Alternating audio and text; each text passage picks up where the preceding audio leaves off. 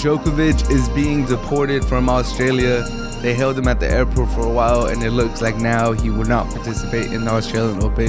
Crazy stuff. We'll touch on all of that. The Super Bowl, is it being moved? California extends its mask mandate till February 15th. Is it getting moved? Also, Antonio Brown has a meltdown in the third quarter against the Jets. He's still on the roster, surprisingly, right now as of Wednesday, 5:51 p.m. Pacific Standard Time. But what does that mean? Crazy stuff for Antonio Brown. Is his career over?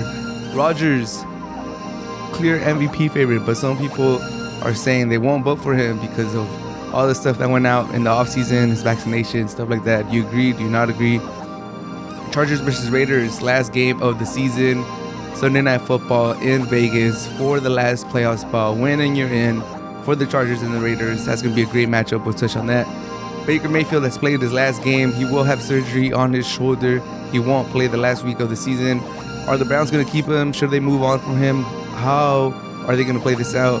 And Newcastle signed Trippier from Atletico Madrid, starting the snowball effect. Who else will they get? What does this mean for Newcastle? Are they going to save themselves from relegation? All of that on this episode of the Hard to Handle Sports Podcast. Let's get started. Djokovic is sent back home from Australia yesterday. He posted this beautiful picture that said, I've spent fantastic quality time with my loved ones over the break, and today I'm heading down under with an exemption permission. Let's go 2022. And quickly, I hit up my buddies that I talk tennis to about, and we're like, okay, what does this mean? Australia does have one of the harshest, strictest lockdowns, laws, rules, whatever you want to call it. They've been in lockdown for a while. They have one of the strictest rules. And good for them. They've had their cases down almost to zero for a while. They've had a good success with the pandemic. So, they implemented these rules. They have border laws. And we basically looked at it. My homie was like, basically, we're going to lose hella views if Djokovic is not there. And I was like, we want whoever wins the 21st Grand Slam, breaks the record, breaks the tie of 20 to happen on our tournament. We were both being a little, funny about it, a little cynical about it. Basically insinuating, the only reason they let him go is because they want Djokovic to play, the number one player in the world. They want history to happen in their tournament. And, that's all good. We kind of understood it. It's how the world works. We weren't surprised. Jamie Murray commented on it. He said, I think if it was me that wasn't vaccinated, I wouldn't get the exemption, which is, I don't think anyone was like, damn, Jamie Murray really thinks that about Djokovic, really thinks that about the situation. Is that really what's going on? I don't think no one was really taken aback by that. Everybody kind of understood, yeah, it's the number one player. It's the way the world works. If you have notoriety, if you're successful, if you got money, if you got pull, things are going to happen for you that won't happen for everybody else. So, everyone, these were natural reactions, both mine and my friends on the group chat when we saw that he was going to go to the Australian Open after a lot of speculation. After Jamie Murray talked about it, they followed up the questions like, oh, so you think this is not fair? You think it's not they're not treating everyone the same? And then one of his Great Britain teammates was like, we just hope that, we just have to trust that whoever panel is doing these reviews, he did get a proper medical exemption and blah, blah, blah. Just basically saying we hope the process was thorough and, he's not getting special treatment. And that was pretty much it. I thought that was going to be it. I thought obviously there's going to be people thinking of course they're going to let him through.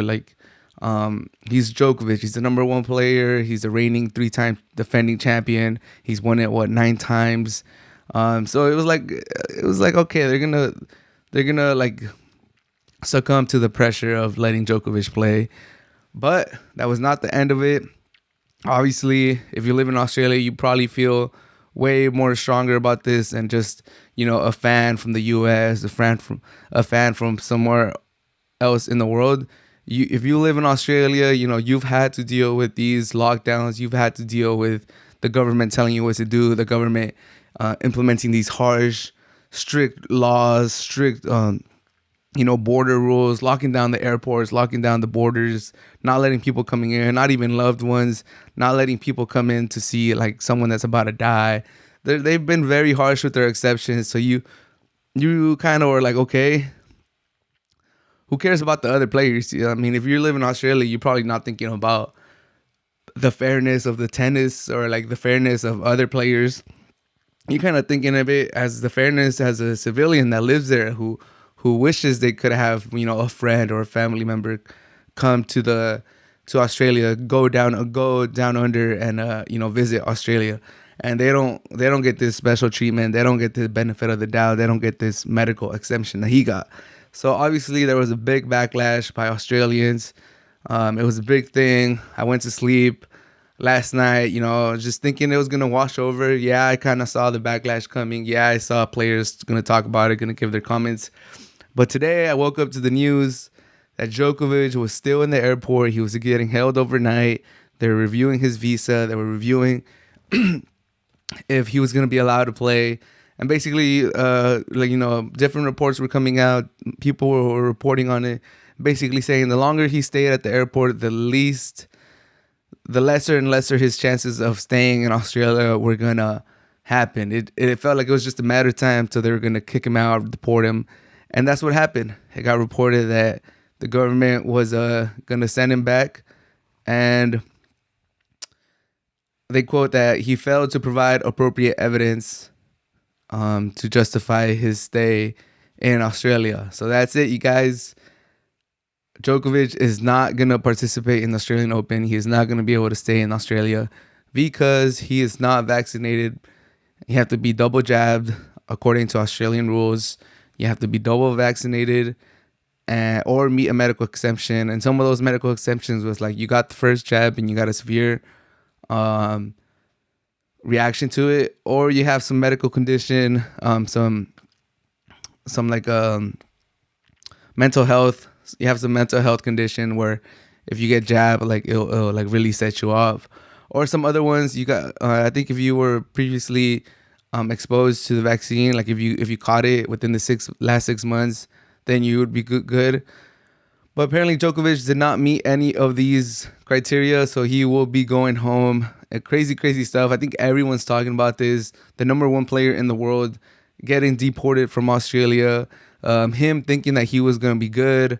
Supposedly he got, his medical exemption by 2 different panels. Even Australia Tennis said it was good, I think. But once he got to the airport, he got turned back. They looked over his visa and they basically came to the conclusion that it was not, it was not a proper exemption and he had to go home. And that's crazy. There will be a new champion at the Australian Open. Although I have seen on Twitter and on Google when I was researching a little bit that his lawyers are onto this and they will be trying to fight for him to stay in Australia because I believe he's staying in a quarantine hotel over the night or for a day, and then he'll be getting on the plane to leave. So he does have his lawyers working on it for him to stay in Australia. I don't know how successful that would be. I don't think it is going to be successful in my opinion. He's not double jabbed. He doesn't meet the requirements. He will be sent home. So if he does get sent home, we will have a new champion in the Australian Open. I think this is good. It's a hard court.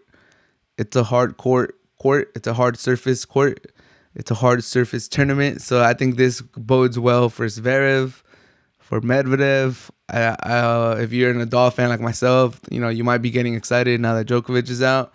I think if you're a Nadal fan, I mean, I don't dislike Djokovic by any means. I think he does have to follow the rules, and I could have seen this coming. I was kind of surprised when he posted that he was going to go. I didn't think he was going to play in the Australian Open.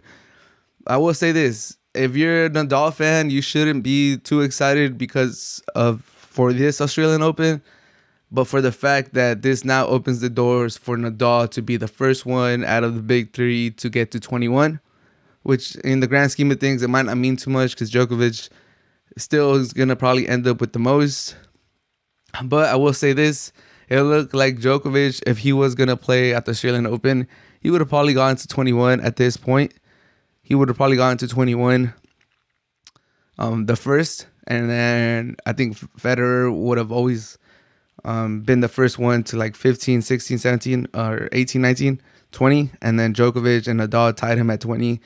And then basically Nadal never got to have a moment in time where he was at the top by himself in records of most Grand Slams. So because he tied right now, they're all tied at 20, but Nadal was never ahead of Federer. So with him getting that 21st, he won't get the Australian Open. I don't think Nadal. He's too rusty. It's not his surface. Historically he hasn't really won at the Australian Open. But the next Grand Slam in the calendar is Roland Garros, is the French Open, and we all know Nadal's record there. So if obviously Federer's not playing the Australian Open, now Djokovic is not playing. Nadal is in it, but I don't think he'll win it. They'll stick at 20, in my opinion, and then whoever gets to 21 will be playing at Roland Garros. So that's a big advantage for Nadal. I think Nadal has a big chance now to be the first one to 21. For the first time in his career, he could be the leader in the men's department for more Grand Slams ever. So if you're a Nadal fan, I don't think you should get too excited for Australian Open. Still a very long shot that Nadal wins that. But now with Roland Garros being next, I think Nadal has a chance to take the lead when Federer, Nadal, and Djokovic are all tied at 20 now. But nevertheless, this is crazy, crazy news. The number one tennis player getting kicked out of Australia. It's breaking news. It's breaking the internet. It's crazy, crazy stuff. We'll see how it unfolds. If something new happens, I'll make sure to make a video about it, make a podcast about it. It's just crazy, crazy stuff. Obviously, Djokovic is fighting it. It'll be great to see Djokovic play, but he's not jabbed. You know, he brought this upon himself, so I don't feel too bad for the guy. He has a lot of money, and I think he'll be fine overall. But it's just crazy stuff, crazy, crazy stuff. Let me know what you guys think about this. Is the Super Bowl going to get moved? California has extended its mask mandate from January 15th to February 15th, an extra month. You know, if you're in California, you're used to these mask mandates being extended. California is known for, being very on top of things when it comes to, extending mask mandates, requiring vaccinations, requiring double vaccinations to get into venues. They've been very on top of that thing. They've been very strict about it. They've been, we know how California is going to act. So if you live in California, this is not a surprise. But as far as football, as far as the NFL, as far as the Super Bowl is scheduled to play on February 13th at SoFi Stadium. And this is problematic because I think the NFL does not want the Super Bowl being held in a place where there's restrictions, where fans are not free, especially when the last Super Bowl was in Tampa Bay. And we all know Florida is completely different than California. They're more open. They're more just like, you know what, do whatever you want. We'll figure it out. Or we won't figure it out. We won't do anything. Or just, everyone just gets to make their own decisions and live with your consequences. Whatever side you like, that's for a different video. That's for a different, discussion. But I think the Super Bowl being moved is a real possibility with this mask mandate being extended. I don't think they will revert this. I don't think California will be like, oh, you know what? Let's just end it at the end of January. Let's just end it January 31st. I think they've set this February 15th date. If anything, I could see this February 15th date being extended even further because cases are going crazy. All the big cities here in California, LA, San Diego, San Francisco have seen a big jump in their COVID cases. And, it is what it is. California got to do what it thinks is right for, as Californians. But I do think that I will be crazy because I haven't heard of a Super Bowl being moved. But I do think it will end up being moved at the end of the day. I think they're looking at Jerry's World. They're looking at AT&T Stadium in Arlington, Texas. Beautiful venue. I've never been there, but that's pretty much the stadium that changed the bar for all stadiums in the U.S., especially for football stadiums, NFL stadiums. Once Jerry's World got built, it was like, okay, if you're going to make a new stadium, you got to, this is what you're comparing yourself to. So if they change it there, Texas is known for being more open. They're not going to have a mask mandate. If you go there for the Super Bowl, you're going to be able to be free. You're going to be able to just enjoy your football and enjoy your Super Bowl and have a good time. Forget about COVID for a little bit. Have a beer, not have to worry about having a mask, not have to worry about all this other stuff. Maybe maybe you'll face the repercussions later.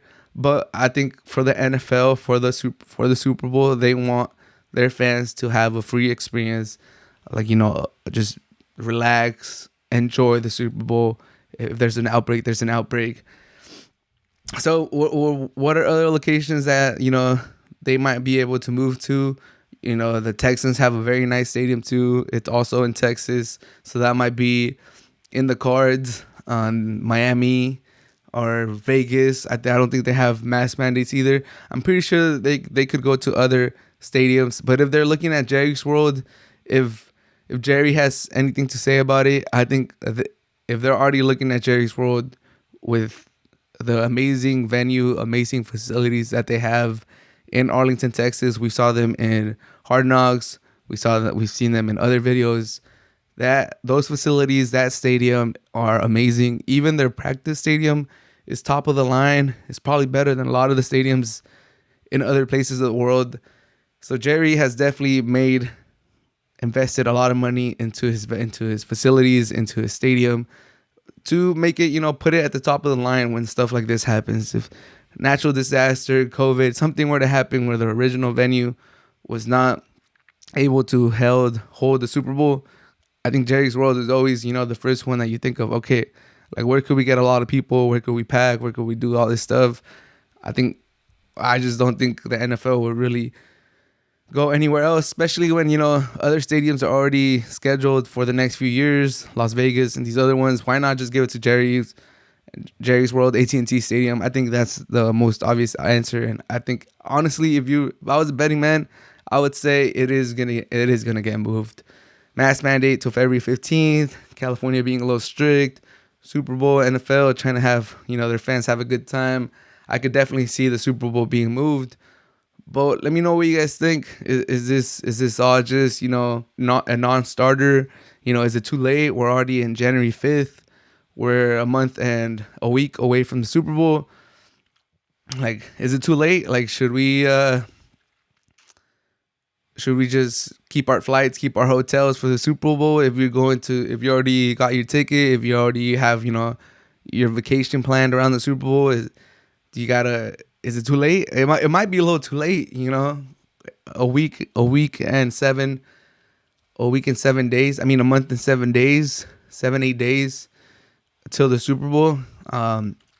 We'll see how it goes. But if the Super Bowl gets moved, I think that would be big news, especially for the Rams and the Chargers, two teams that are Rams are in the playoffs. Chargers, they're gonna play against the Raiders. We'll talk about that in a little bit. Chargers versus Raiders. Chargers have a chance to go to the Super Bowl. They're gonna go as a wild card, so they won't host any of the games, but they will, if they make the Super Bowl, they could be playing at home back-to-back years where that happens, because Tampa Bay played the Super Bowl at their home last year and they won it. So we'll see how the Rams games look in the playoffs. If they win the division, which I think they should this week, if the Rams beat the Niners, then they win the division, and maybe the NFL could look at those Rams games and be like, okay, like, are the fans having a good time? How is this going about?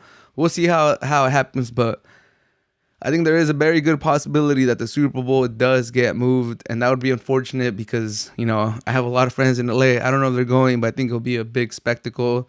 I know when the Super Bowl was here in San Francisco or Santa Clara for the new Levi Stadium, I know that was a whole spectacle, and that was great for the city. And you feel the buzz, you feel you feel that the Super Bowl is in town. So it would be great to have it in LA, but if it's moved, then it's moved. And right as I was making this Antonio Brown video, Antonio Brown posts on Instagram his statement on what happened in the incident on Sunday when the Bucs were playing the Jets. They were down 24-10, and Antonio Brown left the field, took off his jersey, his pads, his shirt, left shirtless. His statement real quick. I'm going to try to read all of it real quick. First of all, I'd like to express my gratitude to the Bucs, fans, and my teammates. The Bucs helped me return to productive football after I had difficulties that could have ended my career. We worked together to resolve those difficulties, and I will always appreciate that. Being a part of a Super Bowl champion team and then a contender is a dream come true. I made mistakes. I am working on myself, and I have positive influence around me. But one thing I don't do is shy away from playing hard on the field. No one can accuse me of not giving it all every play. Because of my commitment to the game, I relented to pressure directly from my coach to play injured. Despite the pain, I suited up. The staff injected me with what now I now know what a powerful and sometimes dangerous painkiller that the NFLPA has warned against us using. And I gave it my all for the team. I played until it was clear that I could not use my ankle to safely perform my playing responsibilities. On top of that, the pain was extreme. I took a seat on the sidelines and my coach came up to me very upset and shouted, "What's wrong with you? What's wrong with you?" I told him, "It's my ankle." But he knew that. It was well documented and we had discussed it. He then ordered me to go to the field. I said, "Coach, I can't." He didn't call for medical attention. Instead, he shouted at me, "You're done," while he ran his finger across his throat. Coach was telling me that if I didn't play hurt, then I was done with the Bucs. I didn't quit. I was cut. I didn't walk away from my team, from my brothers. I was thrown out. Being fired on the sideline for having a painful injury was bad enough. Then came their spin. Coach denied on national television that he knew about my ankle. That's 100% inaccurate. Not only did he know I had missed several games with the injury, he and I exchanged text days before the game where he clearly acknowledged my injury. He obviously knew I was on the injury list and the GM acknowledged after the game in text messages to my camp that I did tell coach about my ankle pain on Sunday. And then the second picture says, "I know we were losing to the Jets and that was frustrating for all of us, but I could not make football plays on the ankle. Yes, I walked off the field, but there's a major difference between launching from the line and taking hits compared to jogging off the field with a rush of emotions going through your mind. I am reflecting on my reaction, but there was a trigger. The trigger was someone telling me that I am not allowed to feel pain. I acknowledge my past, but my past does not make me a second-class citizen. My past does not forfeit my right to be heard when I am in pain. First they cut me, now they caged me. Instead of asking how I felt or getting to the bottom of it, the team texted my camp promoting a totally false narrative that I randomly acted out without any explanation. They even told us in writing, don't spin this any other way. I have stress, I have things I need to work on, but the worst part of this has been the Bucs' repeated effort to portray this as a random outburst. They are telling people that first I walked off, then I was cut. No. I was cut first and then I went home. They threw me out like I was an animal and I refused to wear their brand on my body, so I took that jersey off. As part of the ongoing cover-up, they are acting like I wasn't cut and now demanding that I see a doctor of their choice to examine my ankle. What they did not know until now is that on Monday morning, I had an urgent MRI on my ankle. It shows broken bone fragments stuck in my ankle, the ligament torn from the bone and cartilage lost, which was beyond painful. You can't see the bone. You can see the bone bulging from the outside, but that must and can be repaired. The MRI has been read by 2 top orthopedic surgeons in New York City, including Dr. Martin O'Malley at Hospital of Special Surgery. Not realizing that I had already scheduled a surgery at HSS, the Bucs realized that I had already not realizing that I had already scheduled a surgery at HSS, the Bucs ordered me to, under penalty of discipline and with few hours notice, to show up to a more junior doctor at HSS for another opinion. What a joke. They're playing like I wasn't cut, giving me a surprise attack order to show up to another doctor with no reasonable notice and setting this whole thing up as a basis to cut me because they did on Sunday. Well, what they did on Sunday was not legitimate. Sorry, GM. I already received a confirming opinion from the top doc at the hospital. You ordered me to go. I love the Bug fans. I really do. I love my teammates and everyone who showed me grace and believed in me. I gave the Bugs everything I had on the field. When the organization is doing now needs to get cleaned up. I do not understand how people publicly claiming to be concerned about my mental health can do these things to me in private. Once my surgery is complete, I'll be back to 100% and looking forward to the next season. Business gonna be booming. So that's the whole message. It's crazy stuff. I had already done a segment on this when I recorded my podcast episode, but now that this has been revealed by Antonio Brown, I had to cover this. I had to edit this. It's just crazy stuff. Honestly, everything that he's saying makes sense. I'm sorry that I mumbled some words or I wasn't getting it through. I do have an eye appointment tomorrow, so I'll be able to see this picture on my laptop more clearly. But man, all this stuff, honestly, it makes sense. I had already heard that that's what he was saying, that on his camp, or like his camp, that's what they were basically putting out there, that his ankle was hurt. He had a bum ankle. And people were saying, well, you were doing like jumping jacks, you were jumping up and down, you were doing all this stuff. And that's legitimate. That's people are gonna use that to go against him. Like, how are you able to do that on a bum ankle? But that's a few jumps, a few jumping jacks, a few we've seen the memes with the pom poms, a few cheerleader moves that he was doing on his way out. That's not the same as trying to go the fastest you can, stopping on a dime, turning, doing all this stuff that makes Antonio Brown, being able to get out of routes so quickly, do these cuts, maneuver the opposition. I saw a route he ran against the Panthers last week where he just had the guy like flipping his hips like 3 times in one route, which is just crazy. So all this stuff that makes Antonio Brown, all this stuff he probably can't do on a bum ankle, but he could do a few little jumping jack cheerleader moves with the bum ankle. And if he did in fact get an MRI that shows all those bone fractures and all that stuff that says on the writing, I'll put the pictures up too, and I'll link the tweet of Adam Schefter posting the pictures of what Antonio Brown said. So if you guys are on the podcast, just click on the link and you'll be able to see it.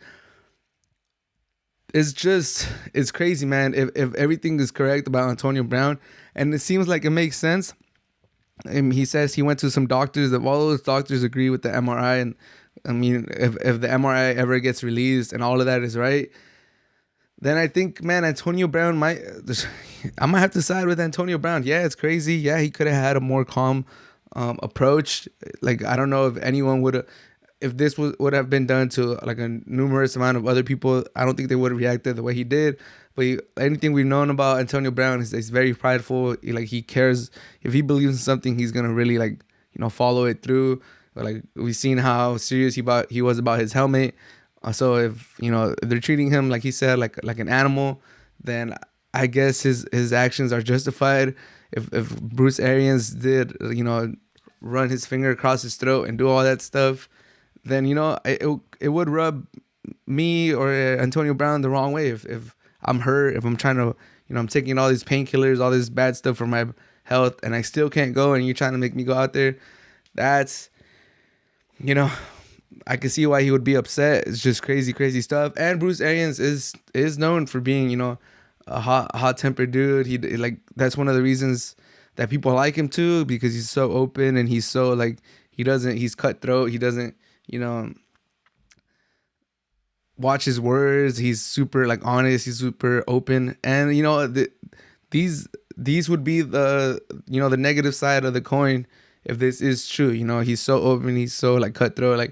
He could have been just being Bruce Arians, telling him, "Hey, if you're not in there, you're cut." And that's just how he talks. But I could see how Antonio Brown would react to this crazy stuff.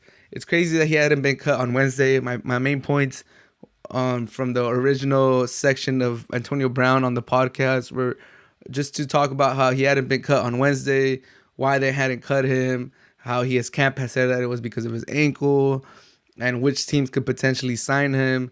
Now it looks that no team could sign him because his ankle is clearly fucked up. It says right here, once my surgery is complete, I'll be back to 100%. So that meaning he is going to get surgery, meaning, he's not going to be able to help anyone during the postseason. So I think if anything, he will get cut. He's not going to continue with the Bucs. This is the last of Antonio Brown with the Bucs. But all of a sudden, it has a whole different spin. All of a sudden, if this is true, then, all those claims about CTE and stuff like that, I think that would go away. It will start to, maybe he does have a bipolar or some other personality, thing that makes him act up. But this specific reason, I think, I could see how even a reasonable man would act that way. If you're hurt, if you've been fighting to get back on the field and you tell them, hey, I can't go, and they tell you that because, you're Antonio Brown, because of your history, if you don't go out there, you could basically leverage that. Antonio Brown probably knew that. They probably thought that the Bucs thought that Antonio Brown like was gonna always say yes because it felt like it's either the Bucks or no one because of his history. Like we're gonna, no matter what you want to do, like even if you don't want to go out there, you're gonna go out there because if you get cut from us, that's it. Like no one else is gonna give you a chance. And I think Antonio Brown called them on that bluff. He was like, all right, you know what? If I don't get another chance, then it be what it is. But you guys are not gonna leverage that against me. That's what it kind of seems like. And I mean, it makes sense. It makes sense. Like for the Bucks, for Bruce Arians, I could see how they would think that they could back Antonio Brown into a corner, basically to letting him know, like it's us or no one. You know, like we gave you this last chance. If you fuck this up, then who's gonna give you another chance? So we could just keep pushing you and pushing you to your limits, because if you don't do it, then you get cut by us, and then that's it. And Antonio Brown was like, you know what? It's not worth it. Or I'm going to call your bluff. We'll see if I can't find someone else. Like, I'm done with you guys. It's just crazy, crazy stuff. We're definitely going to get to the bottom of this. There's no way this doesn't play out. Those texts with Bruce Arians are going to get leaked, or they're going to get released. Bruce Arians is going to have to reply to this. The Bucks are going to have to reply to this. If that MRI comes out, if he does have surgery, it could be a bad look for the Bucks. But it's just crazy, crazy stuff on this Wednesday, January the 5th. We're 5 days in to the new year, and this sports world is already crazy. We got Antonio Brown, we got Djokovic getting kicked out. So much stuff going on. But, I had to edit this part because this is such breaking news that, we had to get the latest breaking news. Antonio Brown just released this statement. I'm going to link it. I'm going to post the pictures on the video. And I'll put the link for Adam Schefter's, tweet where he posted pictures himself too. Crazy, crazy stuff. Let me know in the comments or tweet at me, Hard to Handle Sports, H2H Sports _ and tell me what you think about this whole situation. Crazy, crazy stuff. I can't wait till more information comes out. Hub Arkush. I don't know if you guys know who that is. I don't know if you hadn't heard his name before January the 4th, 2022, but he made some noise. He said that I don't think you can be the biggest jerk in the world and win the MVP. And he is one of the voters, one of the 50 voters that the Associated Press picks for the MVP, picks for the All-Pro. And he said that he thinks Aaron Rodgers is a jerk. He thinks he put the NFL he put the Packers in a bad position because of how he behaved in the offseason, how he handled his vaccination status. And he basically said, I don't think the biggest jerk in the world could win the MVP. He let it all out. He expressed how he felt about Aaron Rodgers. And he said, they asked him, and he did respond, that he had basically made his decision before the season started. So no matter what Aaron Rodgers did, he was not going to vote for him. There was no way Aaron Rodgers could win unanimous MVP because this guy had already made up his mind before the season started, which is crazy to think about because Aaron Rodgers is the favorite for the MVP. Aaron Rodgers should win the MVP. If you guys, I think everyone most people have accepted that or know that. Even if you don't like him, even if you don't like the stuff that he said in the Pat McAfee show, or you don't like the guy, you're a Bears fan, Vikings fans, Lions fans, everyone kind of has agreed that he is the MVP. Like, if you look at his numbers, they're great. If you look at the team's record, it's great. Number 1 seed, wrapped it up before the season's over. All of that is just smells of MVP. And I do believe he's the MVP. I think I would vote for him if I had a vote. So I just got to put that out there. And even Peyton Manning and Eli Manning joked about it in the Manning cast. Manning suggested that he should retire after this 4th MVP because, that's good. 4 MVPs is great. Walk off into the sunset, win the Super Bowl, 4th MVP. It'll be great to walk off into the sunset with his 4th MVP.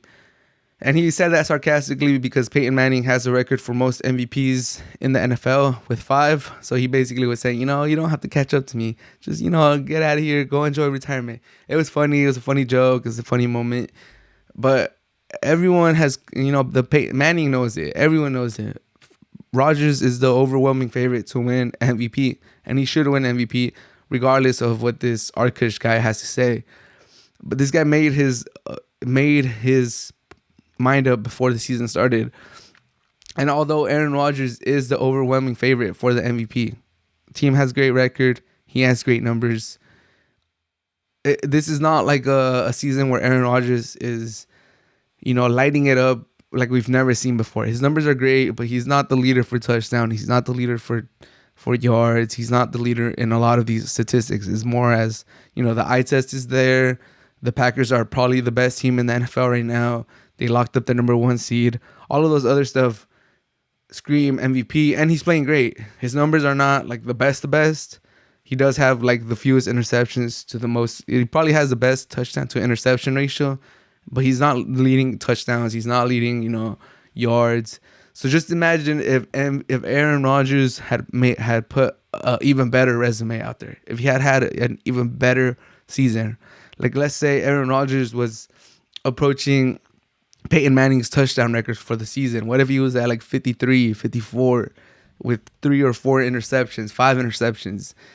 He still wouldn't have voted for him. Like, how far was he willing to take this guy? Like, if he made up his decision before the season started, how far was he willing to take this?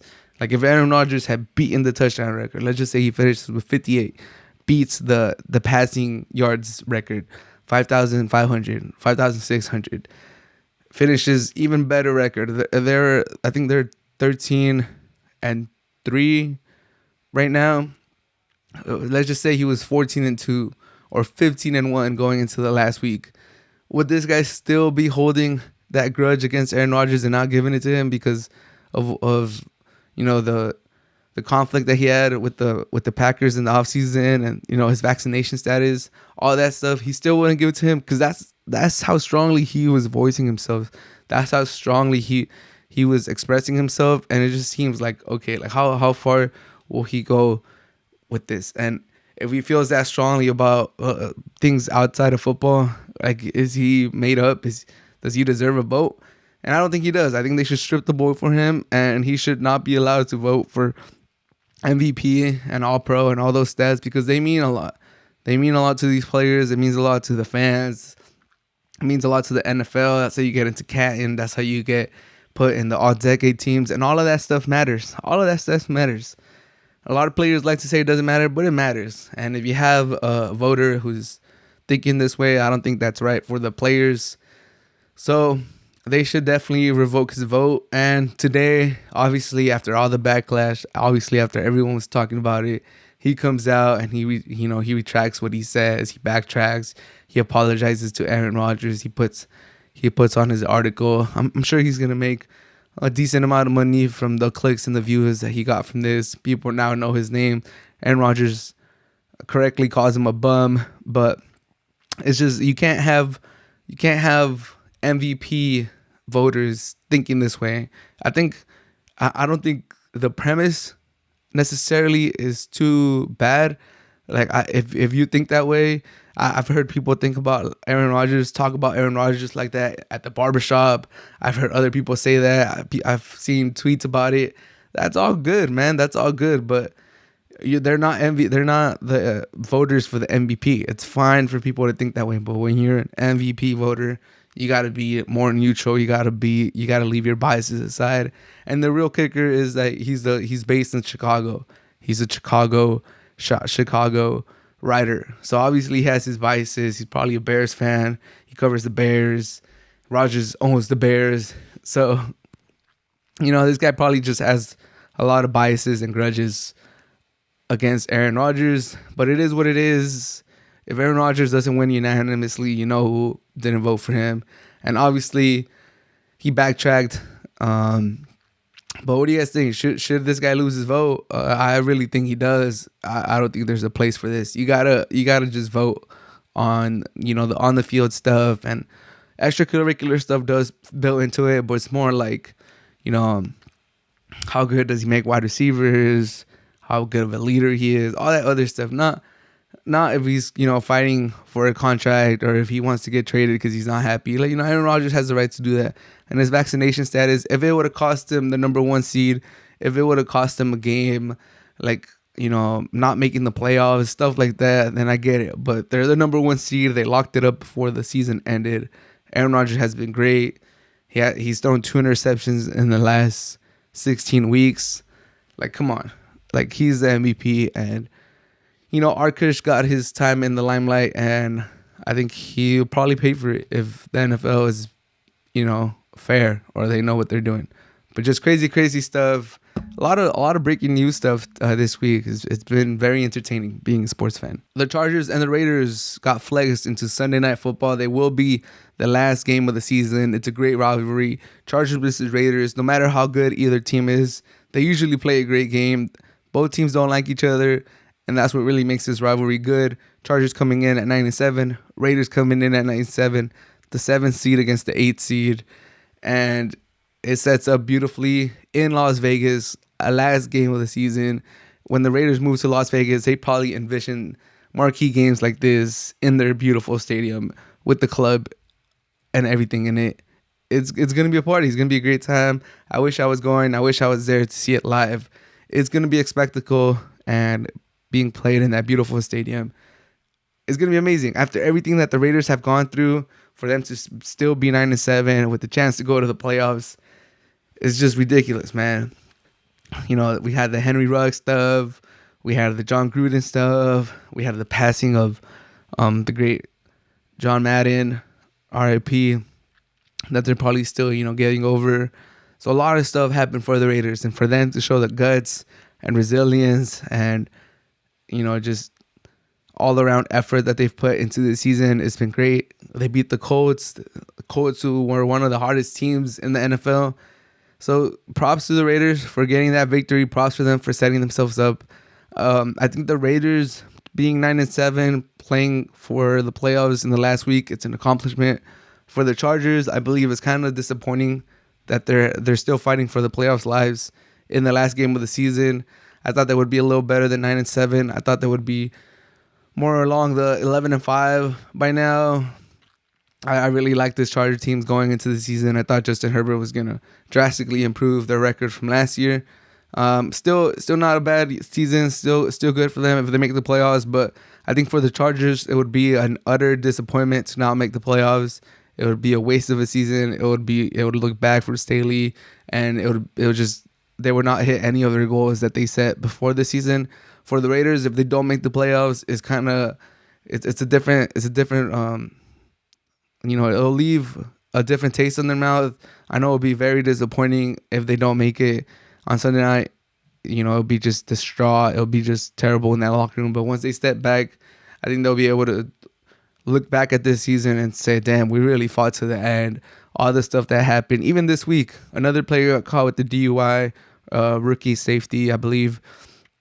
So just they've really dealt with a lot of adversity this season. So even if they don't make the playoffs, for the Raiders, I think after a while they'll be able to look back and be like, damn, we got some dogs in this locker room. We got some leaders.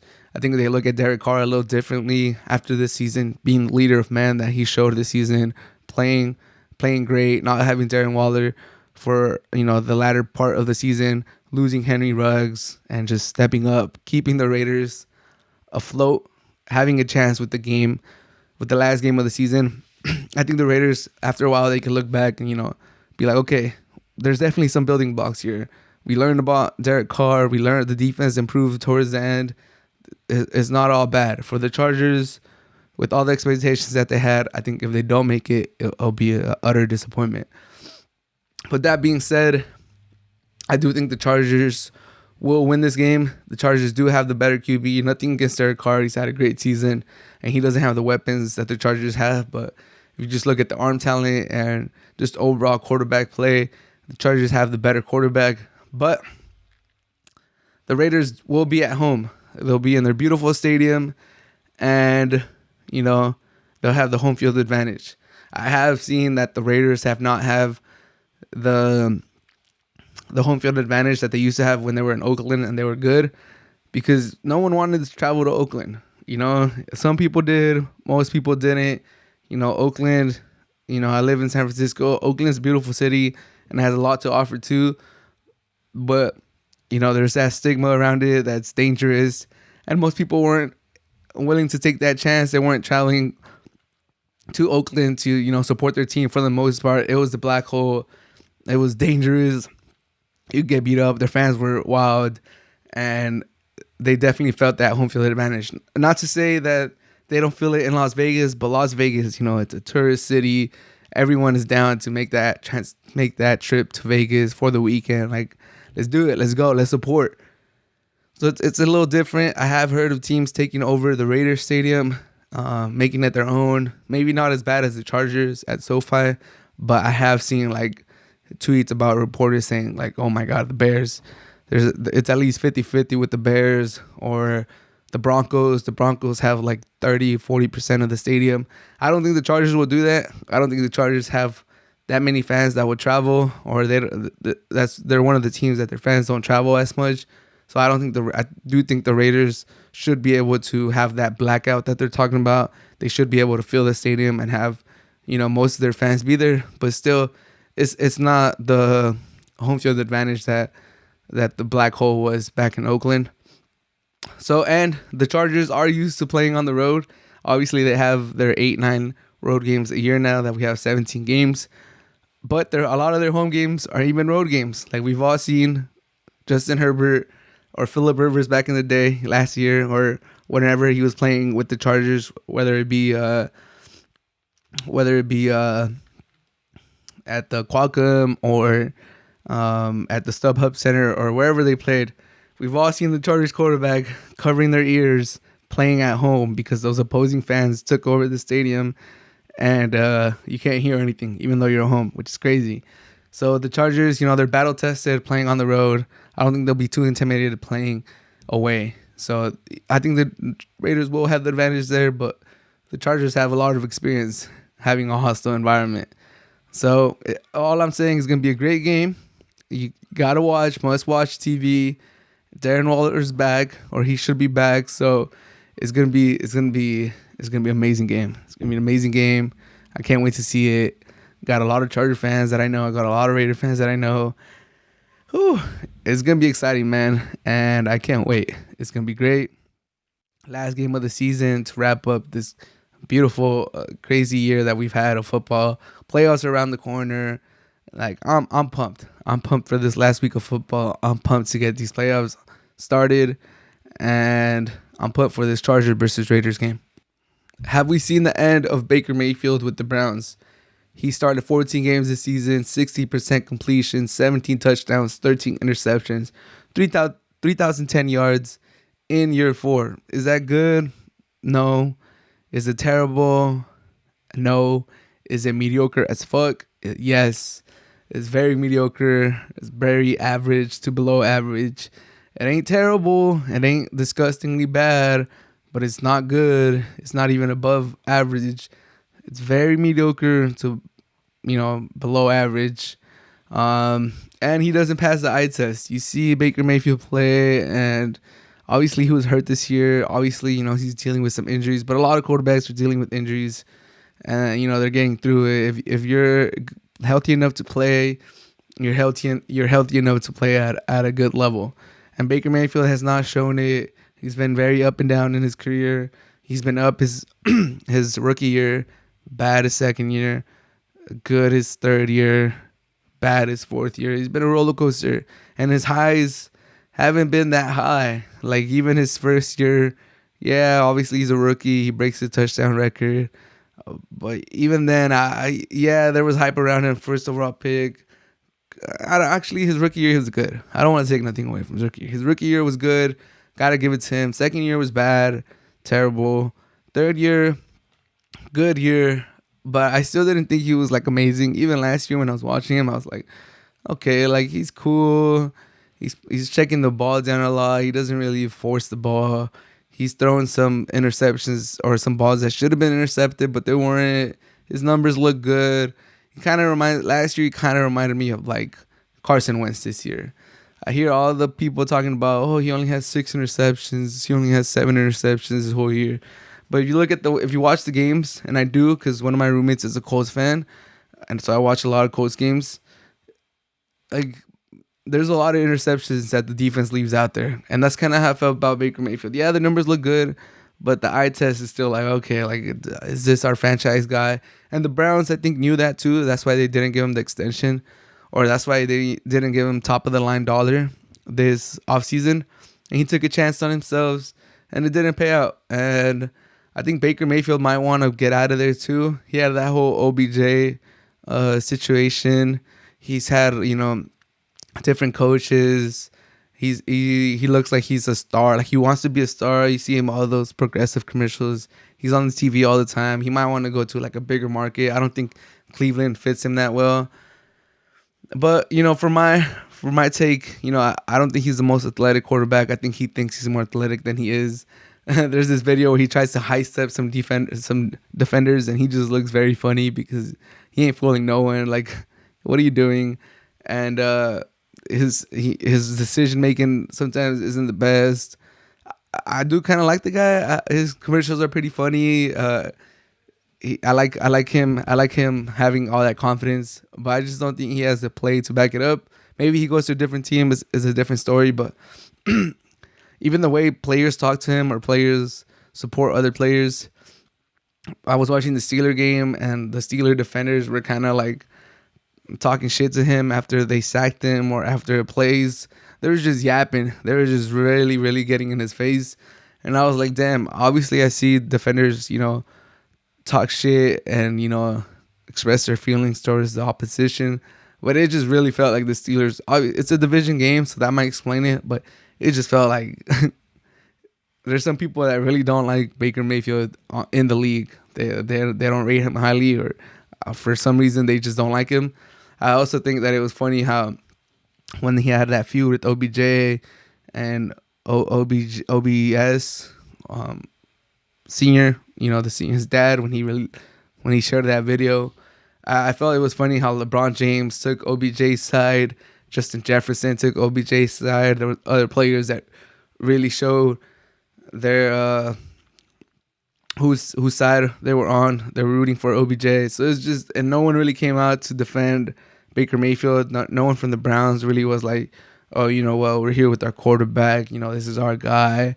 We know that he makes, the best decisions for the team or anything. It just seemed like there was a lot of, support for OBJ and not too much support for Baker Mayfield. So for that reason, I could really see Baker Mayfield getting moved at the end of the season, going somewhere else. So I think this Monday Night Football game, it might have been the last game for Baker Mayfield with the Browns. And it could have been the last game or it's definitely the last game for Big Ben at Heinz Field, but it also could have been the last game for Baker Mayfield with the Browns. Newcastle signed Trippier from Atletico Madrid, marking their first marquee signing since their new ownership, since that takeover of the team. They have been linked with other players. Samuel Umtiti is another player that's getting a lot of rumors. Who's part of the rumor mill of a player that Newcastle might go after from Barcelona. And Ramsey's another name I'm hearing a lot from Juve on a loan to Newcastle. And I'm also hearing that they might even go for Bell from Real Madrid for £20 million. All these signings sound interesting. I'm very excited. I think Newcastle is going to be the most busy team in this transfer window. We'll see how busy they get, but they already signed one, Kieran Trippier. They definitely got to make moves to stay in the top flight, to stay in the Premier League. They are currently 18th place, 2 points away from safety, so not too far from safety. If they're able to, have a healthy influx of talent to this team, they should be able to stay in top flight. And it starts with Kieran Trippier. He's a great right back that could play left back, as we've seen with England. So it's a good signing. He's 31, 32 years old. He's still got a lot to give. He played decent with Atletico Madrid. He helped them win La Liga last year. He made the trip to the Euros last year. So he's a good quality player. England international. Good to have England internationals when you play in England. It's always good to have national team players on your team. And if they're able to get Umtiti, maybe really shore up that defense, add Aaron Ramsey to that midfield. We'll see what Bell has, if he's able to, raise himself again to that level if he returns to England. He had a stint with Tottenham, but it wasn't the best. And he was playing for Mourinho, a more defensive coach. So we'll see. We'll see who they sign. But I think this is Newcastle's what we gotta look forward to this transfer market window. Newcastle, since their takeover, this is what we've been waiting for. That first transfer market to see how big of a push they were gonna make. And I think Trippier is good. It's a good starting. It's a good start point. I'm still, waiting for that big splash. I don't know if it's gonna happen. I think none of these moves are really big splashes to one that's been linked. Umtiti would be nice. Aaron Ramsey would be cool. Bell is probably the biggest name, but it's not the same Bell that we've all known throughout his career or, at his peak. So we got to see if they make a big splash. I think maybe the big splash will come in the summer once, they're saved and, prospects could be assured that they'll have the whole full season to make, their impact on this team. Now, with the uncertainty of the relegation, some teams might not want to send their players there. But we'll see. I think Trippier is a good start. And if they're able to get one of these other players like Umtiti, Aaron Ramsey, Bell, that would be good for them. That would be good for the league. I'm excited to see how this ends up 1, 2, 3 years from now. If we look back and we're like, all right, Kieran Trippier, you were the start. Kind of like how Robinho, in my opinion, was one of the starts to the city. A lot of people think it was Aguero, but Robinho was one of the first ones that got there. Obviously, Trippier is not that marquee name that Robinho was at the time. Maybe Bell will be that name for them. We'll see who it is, but I still don't think they've signed that player where 2-3 years from now we look back and we're like, all right, that was the guy that helped them really make that transition. So I'm excited to see if they do it this transfer window, if they do it in the summer. It's gonna be interesting to see. It's nice. It's interesting to see another big player in the transfer market. It's like you gotta think about all these other teams and Newcastle, even though they're in 19th place. But we just gotta keep an eye on it. It's fun to see Kieran Trippier there. We'll see who else they sign. But that should do it for the Hard to Handle Sports Podcast, episode number 80. If you made it to the end, thank you so much.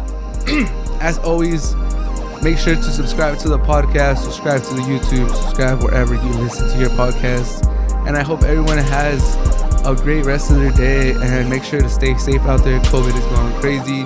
Wear your mask and do all that good stuff. Wash your hands. I'll see you here next time. My name's Ismael San Juan. Have a great rest of your day.